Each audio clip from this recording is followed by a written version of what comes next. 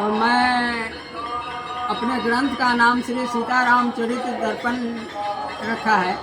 इस ग्रंथ में अहिल्या उद्धार की चर्चा हम आपको सुना रहे हैं।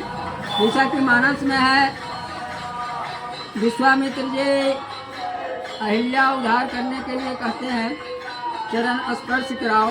तो यह मानस में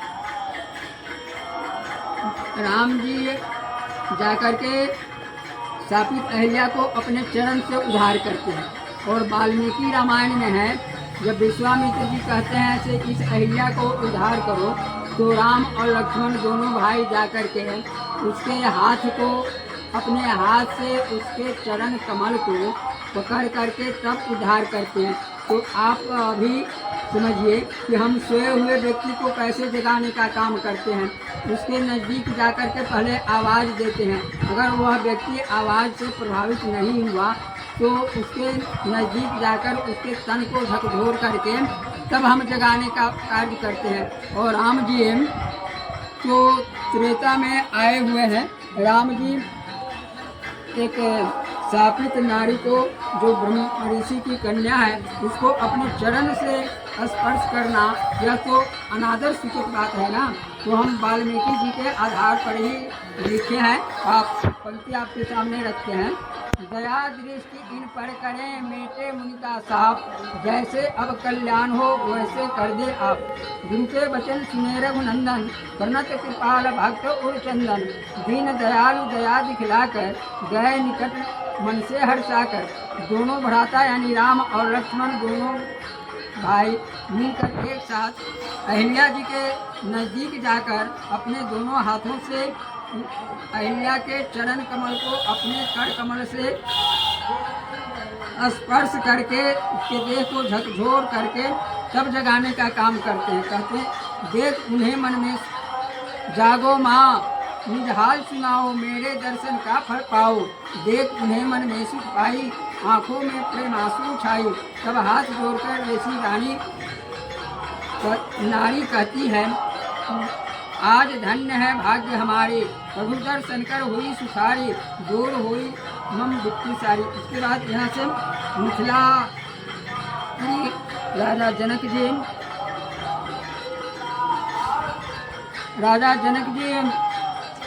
जी के बाग में पहुँचते हैं। वहाँ बागवानों से कहते हैं, राजा जनक जी से जाकर के कहो, राजा जनक जी से जाकर के कहो कि विश्वामित्र जी आए हैं। तो बाग के जो सेवक थे, रखवार जो थे, वो गए और राजा जनक जी को कहे। तो राजा जनक जी तुरंत यहाँ आ गए अपने कहे। तो राजा जनक जी राम लक्ष्मण को देखकर बहुत ही मोहित हो गए। कहते हैं, कहे नाथ एक को धनुधारी, जिनका रूप लगे अति प्यारे। रविशम तेज चमकता चमचम, देखे देह दमकता दमदम। मेरा मन बर बस पगलाकर दौड़ रहा उनके पर जाकर। अब तक ऐसा कभी न पाया, जो फर की हो मेरी काया। क्या जादू की रखे पिटारी, विचलित करता आँख हमारी। सत्य कहें सुंदर दो बालक, ये मुनि के लाल हैं कि ये कुल पालक हैं। या जिनको वेदों ने गाया, वही ब्रह्म रूप सजाया। मैं वैराग्य ज्ञान भुलाता, कारण नहीं समझ में आता। इन्हें देख अनुराग हमारा, बढ़ता मिलता नहीं किनारा। अनजाने हम बात चलाए, इस बालक का भेद बताए।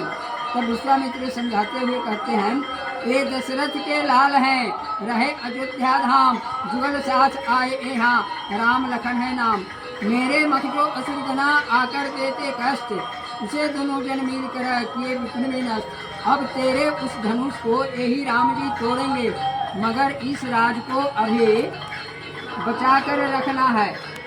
मगर राज को राज रखा, चलो वचन के साथ। धनुष जहाँ रखा हुआ था, वहाँ सीता स्वयंवर में सभी राजे महाराजे आ चुके हैं। सभी अपने अपने स्थान पर बैठ गए। तो सीता मन ही मन यह विनती करती हुई कहती है, सीता ने सु अवसर पाई, मन ही मन यह विनय सुनाई। हे धरती माता सुखदाई, धरो धनुष को शक्ति दिखाई। ब्रह्म राम इस स्थल पर आए, देखो ज्ञान नयन से गुनकर। धनुष भंग उनसे करवाओ, मेरा उनका साथ मिलाओ। सकल देव बातें मम मानो, मैं हूँ कौन मुझे पहचानो। तेरे लिए जगत हम आए, करो अभी जो तुम्हें बताए। तुम सब मिलकर धनु कर भारी, तोड़ सके ना कोई अनाड़ी। जब राघव जा धनुष उठाए, सब जन अपनी शक्ति हटाए। राम भुजा में बल भर देना, सकल देव जीवन फल लेना।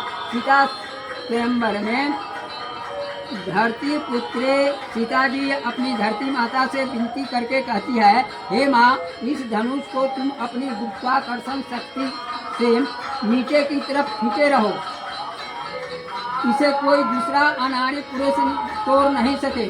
ब्रह्म राम इस स्थल पर आ चुका है, मेरा उनका तुम संयोग मिलाओ। और देवताओं से भी कहती है, हे सकल देवताओं, मैं कौन हूँ मुझे पहचानो। तुम्हारे लिए ही तुम्हारे विनती सुन करके इस धराधाम पर हम आए हैं, इसलिए तुम सब मिलकर के इस धनुष को सूक्ष्म रूप से अपनी शक्ति भर इस धनुष पर चढ़ जाओ और इसको भारी कर दो, ताकि कोई दूसरा धनुष को नहीं तोड़ सके। और जब राम जी इस धनुष को तोड़ने के लिए जाए, तो तुम सब अपनी शक्ति इस धनुष से हटा करके राम जी के भुजा में भर देना, जिससे राम जी इस धनुष को तोड़ने में पूर्ण रूप से सफल हो जाए। राम जी ने धनुष तोड़ा सीता की शक्ति से।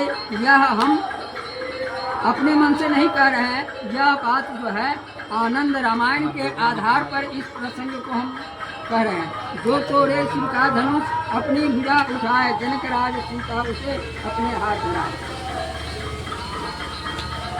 रावण भी अंत में जाता है धनुष को तोड़ने के लिए, तो पहले बायां हाथ लगाता है। जब बायां हाथ से उस धनुष को नहीं उठा सका, तो दायां हाथ भी लगा दिया।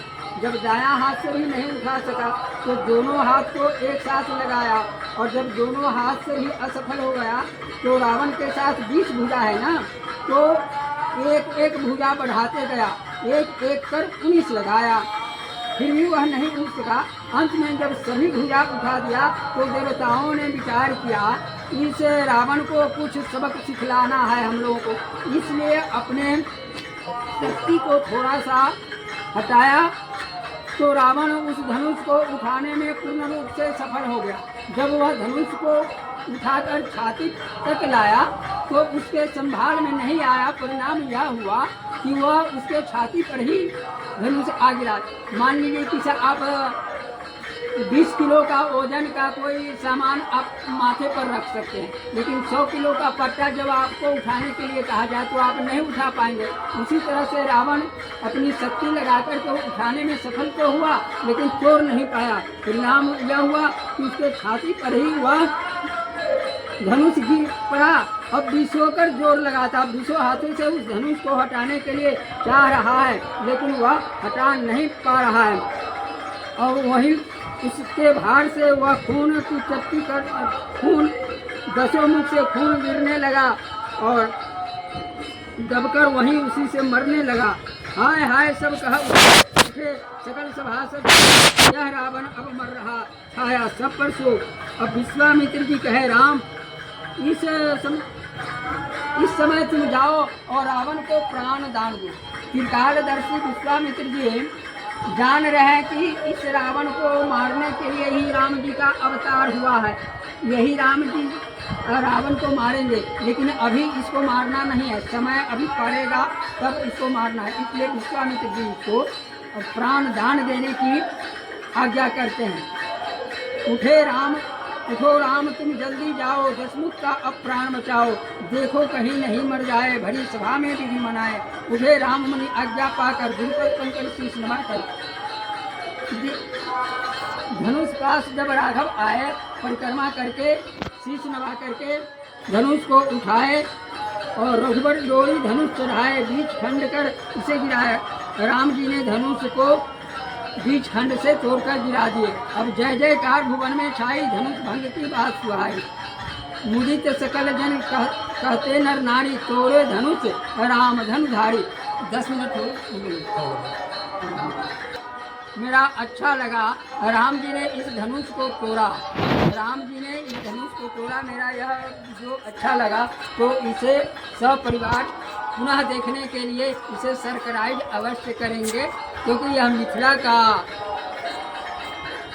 बड़ा ही गौरवशाली कार्यक्रम है।